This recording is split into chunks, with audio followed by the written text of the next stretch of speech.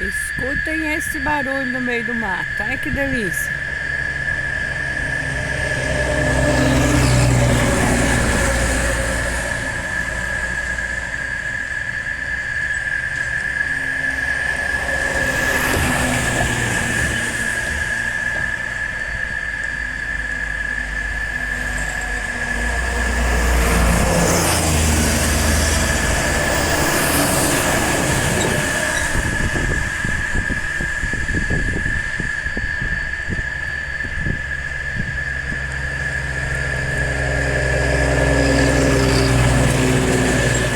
Estamos presos em mais um congestionamento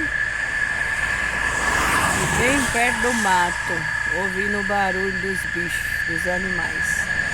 Agora o barulho dos carros.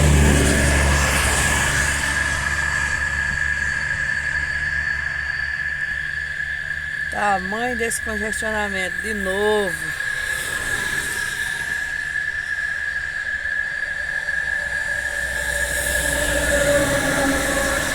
Ó Jesus na nossa causa.